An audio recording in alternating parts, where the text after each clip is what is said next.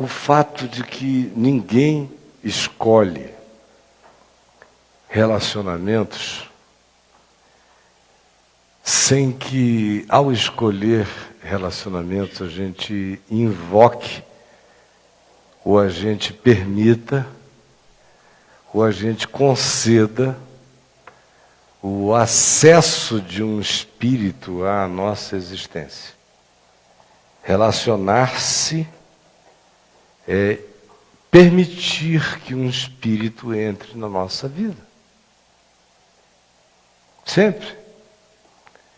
Pode ser um espírito do bem. Pode ser um espírito do mal. Pode ser um espírito trigo. Pode ser um espírito joio. Pode ser um espírito luz. Pode ser um espírito sombra. Pode ser um espírito treva. Porque eu sou espírito. Você é espírito. Tudo que a Escritura nos diz no Novo Testamento, vinculadamente ao significado da relacionalidade humana, ela faz questão de afirmar e ressaltar o fato que relacionar-se é invocar ou consentir. Sempre. Você tem, por exemplo, Jesus dizendo em Lucas, no capítulo 10, versos aí de 4 em diante, quando ele diz: ao chegardes numa casa, dizei, paz seja nesta casa. Se naquela casa houver um filho da paz, seja sobre ele a vossa paz. Se não houver, que ela retorne para vós outros e não permanecei naquela casa. Por que ele diz isso? Ele que recomenda o máximo possível de encontro humano, de solidariedade humana. Porque o encontro humano não necessariamente é um relacionar-se. Esse tipo de relacionar-se invocativo, ou concessivo, ou de permissão de acesso, acontece em certos níveis de intimidade consentida na vida da gente. Tipo, vou morar na casa dele, vou comer do pão dele, vou beber da água dele, vou ficar sob o santuário, se for para o bem, ou sob o templo psicológico espiritual constituído em toda a habitação humana. E o encontro com ele, dependendo do nível de proximidade, vai ser um encontro sempre extremamente invocativo. O máximo, veja, Jesus começa da simplicidade dizendo, entrar numa casa tem que ter filho da paz na casa, para você se fazer membro de uma casa, para você se fazer parte adotada de um núcleo familiar, para você se tornar alguém daquele ambiente. Veja se tem pelo menos um ponto de relacionalidade da paz. Porque se não houver, saia. E que a vossa paz venha sobre você. A sua paz venha sobre você para que você não fique, de modo algum, fazendo permissão de introdução na sua existência de relacionamentos que não constroem vida, não promovem paz. Ao contrário, te perturbam, te conturbam, te alteram, te embriagam, te influenciam, te surtam, te estimulam numa direção polarizada contra o sentido da vida, te amarguram ou te tornam malicioso, maliciosa. A gente conhece as 1000 variáveis da admissão de um espírito na vida da gente. Muda frequentemente a nossa existência. O pai já não nos reconhece, a mãe, a família, os amigos. E você quer saber o que houve? O que houve é que um espírito tomou conta dela. É uma amizade tão intensa que se transforma numa conjugalidade de trocas. E se você for a parte acolhedora da perversidade de alguém que não é um filho da paz, você consentiu a penetração de um espírito na sua vida, porque ninguém se relaciona nesse nível impunemente. Por isso Jesus começa do simples, estar na casa, e Paulo vai ao máximo disso, do ponto de vista da invocação não deliberadamente direcionada como uma invocação de um espírito transcendente, mas como experiência de admissão de penetração espiritual na gente. Paulo chega em 1 Coríntios, no capítulo 10, e nos afirma que relacionar-se é permitir que um outro espírito tenha comunhão com o meu ser. Ou vocês não lembram do que ele diz? Que ele não fazia certas junções porque eram incompatíveis. Luz com trevas, consciência da graça de Deus associar-se a invocações deliberadas de espírito. Ou, como ele diz, usar o seu corpo em relações prostituídas, dessignificadas. Paulo diz, quando você encontra alguém que é seu companheiro ou companheira, é cônjuge, na verdade no amor, e se relaciona com ele em todos os níveis, você se torna um com ele para a vida.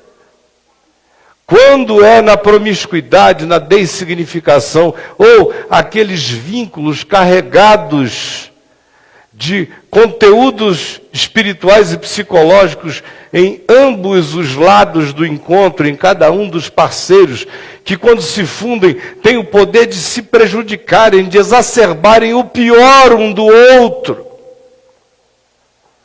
E em pouco tempo você olha e você já vê aquela pessoa surtada, alterada, como quem ficou possessa de um outro alguém.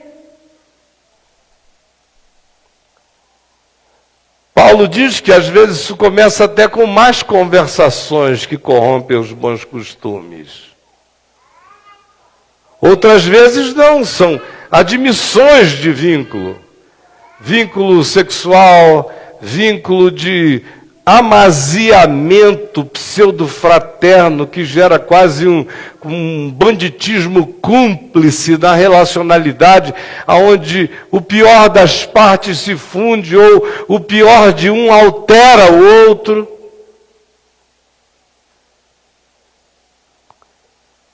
É só vocês olharem aqui, para eu não ficar falando aparentemente só sobre conceitos, é vocês observarem as vidas de vocês.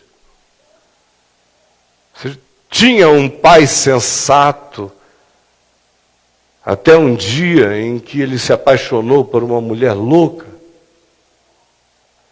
e ele se tornou uma outra pessoa, como se tivesse ficado possesso, irreconhecível. Ou você tem alguma recordação na sua vida de algum tempo em que você fez a concessão de penetração de um vínculo de natureza fraterna na sua existência de alguém que era extremamente encantador, carismático, agradável, ao mesmo tempo carregava um espírito de sedução que pervertia sutilmente tudo, e quando você se percebeu, você já estava alterado. Se é que se percebeu. Ou a gente vê, às vezes é um rapaz que está andando no seu caminho, aí encontra uma determinada menina, e aquela química que se gera ali, o encontro de necessidades, de carências, ou o poder psicológico de um chegando e afirmando justamente uma área de carência do outro, que faz esse outro se abrir de todo, seja lá para o que for, que deste, que faça isso, proceda para ele. Daqui a pouco você vê, o cara está todo alterado, o caminho dele foi mudado, a vida dele foi totalmente alterada para o mal, como quem ficou possesso. O caráter muda, as atitudes se tornam outras, o comportamento não precisa nem falar. Mas, às vezes, a maneira de ver a vida é completamente mudada por causa de um negócio desse. Porque relacionar-se é invocar ou é consentir. É claro que esse princípio tem o seu aplicativo vinculado à sabedoria das coisas, que é como Jesus pretende que seja. Vocês vejam que existem pessoas no Evangelho que dizem: mestre, eu te seguir-te-ei, para onde quer que tu fores. E Jesus diz: não, comigo não, não vai dar.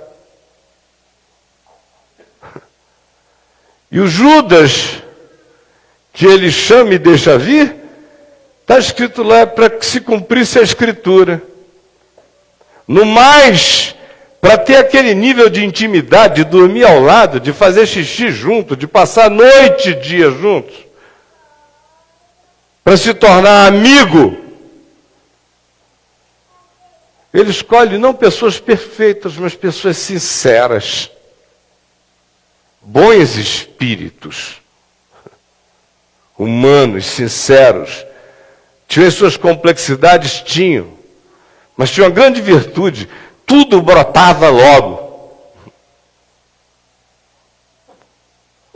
No mais, você não vê. Ele não chama ninguém do Sinédrio: vem comigo, ia estragar. O grupo ia ficar possesso de um espírito. Ele não chama nenhum rico, ávido por dinheiro, para andar com ele, iria corromper todo o processo. Ele não diz: vou recuperar esse promíscuo, enquanto ele se torna meu apóstolo, a gente vai melhorando ele. Não. Você vê que ele encontra com publicanos, com pecadores, com meretrizes, atende, janta, conversa, é chamado de amigo de pecadores. Mas você não o vê criar um harém de todo esse pessoal e fazer uma putaria sob os auspícios da bondade divina. Os amigos dele, olhem em que casas ele entra. Onde é que ele parte o pão, onde é que ele tem a comunhão simples e desguarnecida dele. Aonde o encontro não é missão, o encontro não é a batalha da persuasão, é um descanso de estar. É na casa de Marta, de Maria, de Lázaro, é na casa de Pedro. O resto é evento. Estada, ficar sob, admitir a intimidade, para ele, precisava ser uma experiência de comunhão para o bem. e não de possessão para o mal na minha mente, nem nas minhas percepções, nem na minha alma, nem no meu espírito. Vocês vejam como ele trata isso também de maneira tão prática, quando dizem a Jairo, o chefe da sinagoga, que a filha dele está morrendo. Aí ele sai e corre para Cafarnaum, porque era lá que Jesus estava. Chega e conta a história e Jesus diz: eu vou à tua casa. Está indo, aproxima-se uma mulher, aquela que pega na orla das suas vestes, em relação a quem ele diz: quem me tocou porque de mim saiu o poder. Tem toda aquela história, ele está andando na direção da casa de Jairo quando aquilo ali acontece. Aquilo é um parêntese da viagem. Só quando ele está a caminho, chega o primeiro grupo dizendo a Jairo: não chateis mais o mestre, porque a tua filha está morta, ele não pode fazer mais nada. Aí Jesus sabia que aquele pessoal não estava dizendo para Jairo não chatear Jesus, não incomodar Jesus. Estava apenas dizendo: ele não tem poder para resolver o que já visitou a tua casa. É fatal. Deixa ele aí. Passou da alçada dele. É o que eles estão dizendo. Aí Jesus ouviu esses que trouxeram a notícia e disse... E mais do que os que trouxeram a notícia, o Evangelho não deixa exatamente claro quais foram esses. Em Lucas, em Mateus e em Marcos. Fica meio vago, às vezes parece que são alguns da casa de Jairo. Outras vezes fica tão mais vago que dá a impressão de que até alguns dos discípulos de Jesus fizeram parte da narrativa da história, dizendo: olha, passou, já não dá, para depressa, fica aqui mesmo. Por que eu digo isso? Porque se diz: Jesus, todavia, não permitiu que nenhum deles seguisse com ele, daquele ponto em diante, senão a Pedro, Tiago e João, que devem ter sido os únicos que continuaram botando fé. Deixou o resto da moçada para trás, porque quem não crê faz mal. Quem não tem esperança, boicota com seu olhar a alegria da ressurreição. Se fazer acompanhar numa jornada, numa vereda espiritual, por alguém que de fato não alimente a sua vida da fé e da esperança, certamente vai fazer mal, vai prejudicar o processo do bem da sua própria vereda e caminho. Se fazer acompanhar de descrença não é um adubo saudável para a jornada. A gente lida com a descrença nas contingências da vida, mas a gente não chama a descrença para ser nossa companhia de caminho.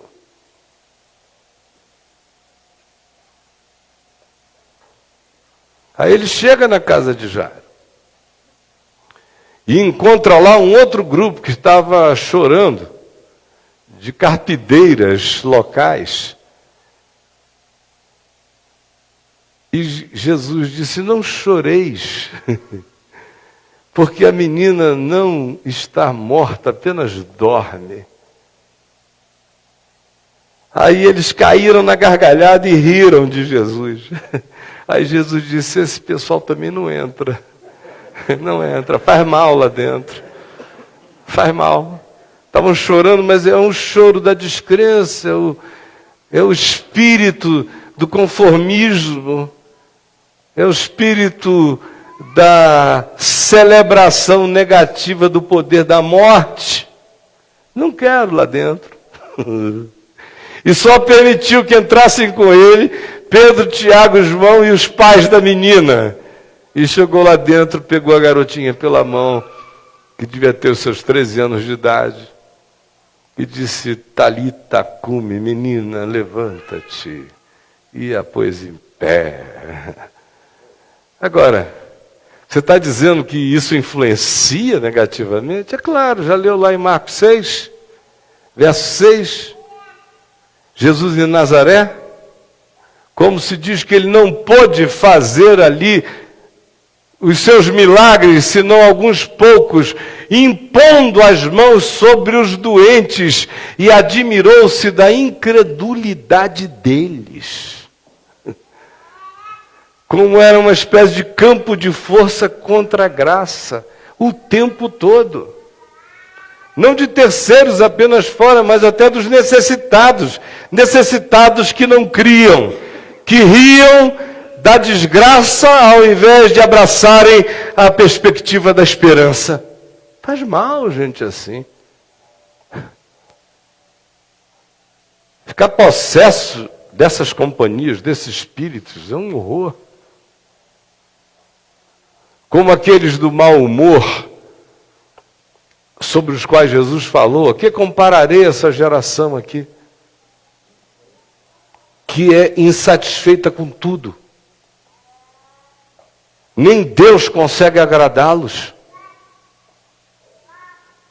Vocês são como meninos na praça, que a gente convida para brincar de chorar, e vocês não querem, dizem que não gostam. A gente convida para brincar de rir, vocês também não gostam. Porque veio João Batista, que era o cara que só os convidava para o cemitério, para chorar, e para o deserto, e para se arrepender. Ninguém quis chorar com ele, o drama. E veio o Filho do Homem, que come, bebe, conversa, entra, sai, que é uma caravana de misericórdia ambulante, e vocês também não gostam. Nem Deus pode ajudar vocês. O que é casar com isso? Ter isso como melhor amigo? Meu Deus! Escolher essa comunhão é algo que nos responsabiliza profundamente. É por isso que a gente vê aqui na palavra o apóstolo João, na primeira epístola dele, no capítulo 4, dizendo a nós que uma das coisas mais fundamentais para a nossa existência seria nós termos a possibilidade de aprendermos a discernir espíritos.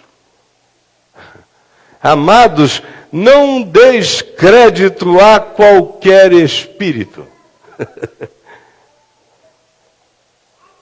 Aí a gente fica sempre pensando que ele está falando de... De que é que vocês acham que ele está falando? De uma sessão espírita? Aonde a gente vai dizer, é mesa branca, eu vou dar crédito. Se não for, se tiver batuque, eu não vou dar. Não, claro, jamais. Paulo nunca pensaria que nós iríamos, ou João nunca pensaria que nós iríamos tratar disso prioritariamente como que espírito eu invoco assim, em transe. Não, isso não existe no Novo Testamento. A revelação é de olhos bem abertos, é lucidez, é fé, é escolha, não é transe, nunca. Então, antes de qualquer coisa, leia o contexto. Verso 1, desça lendo. Você vai ver quem são esses espíritos aí. Ele diz, saíram do nosso meio. Estavam entre nós. Andavam aqui com a gente.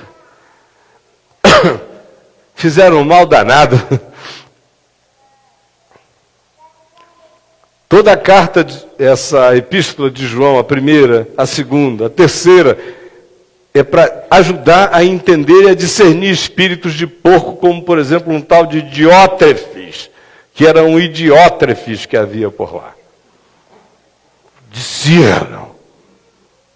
Para vocês não abrirem as pernas para o doido, que insemina na comunidade o pior espírito.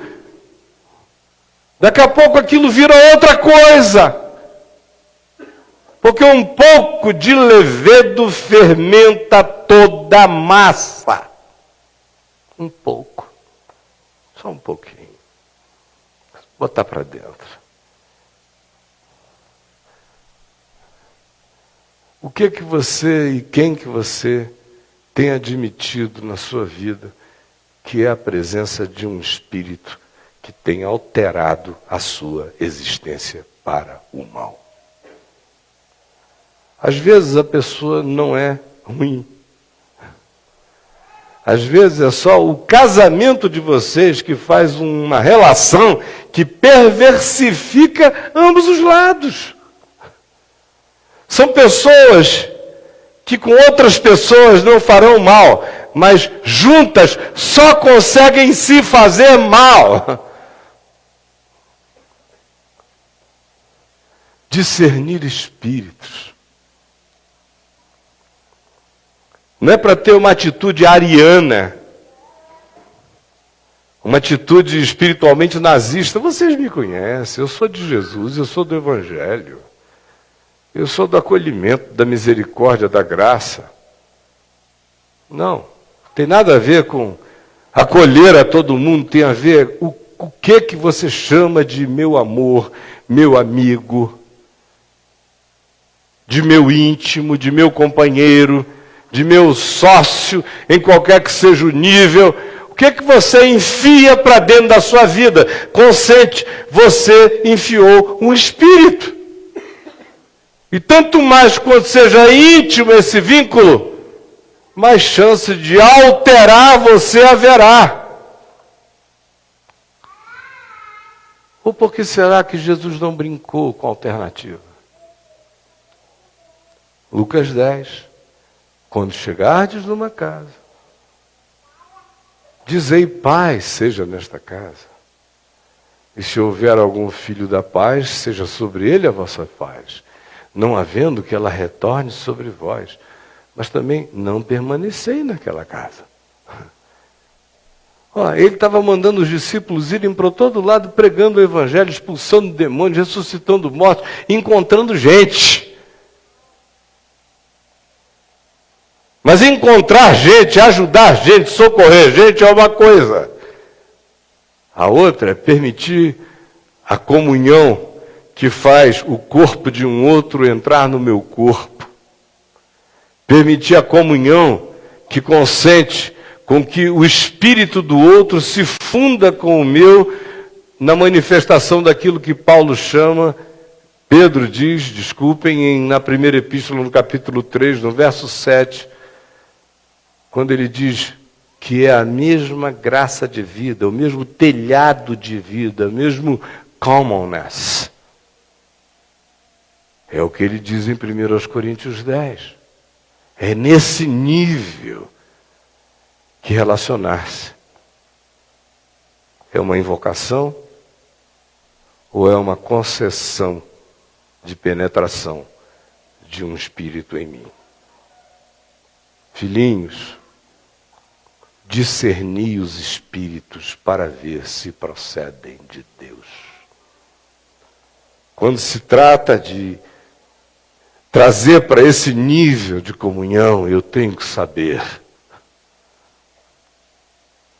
Quando tem a ver com a minha mesa, com a minha cama, com a minha casa, com a minha família, com a minha amizade, com a minha intimidade, com os intestinos da minha história, com aquilo que é santo, que são as minhas pérolas. Jesus disse, não as lanceis aos porcos.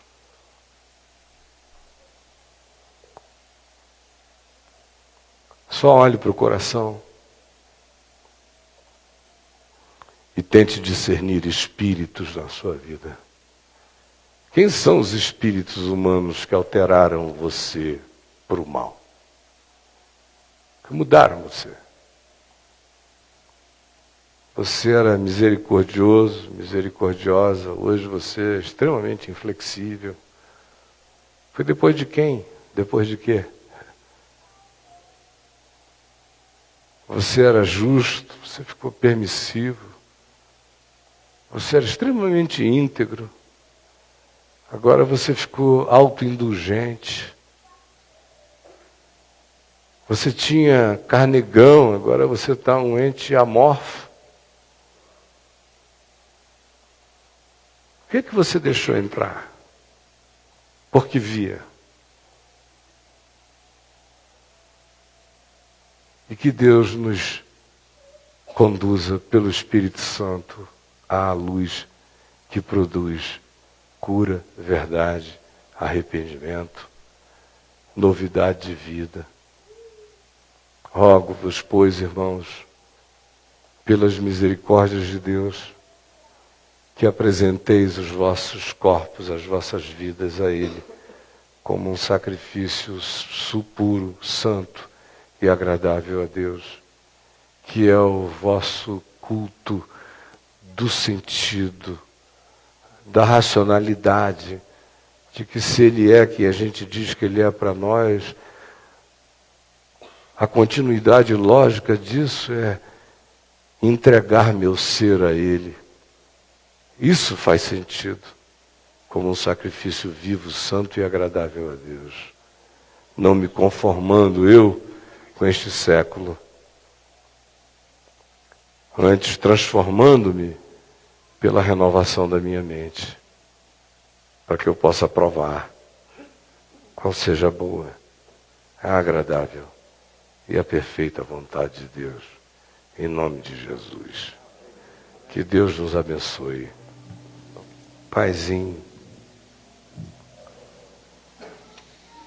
limpa a nossa vida, tira de nós tantas presenças de tantos espíritos que representam pessoas que até já se foram da nossa vida, mas deixaram os seus conteúdos nos alterando. E a gente nem percebeu como ficou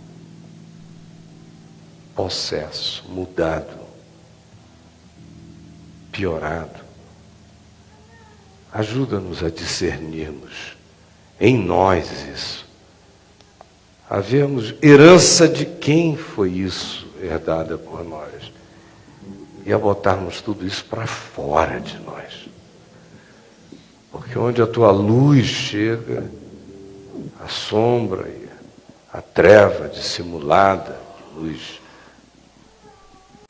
possui, não prevalece, jamais.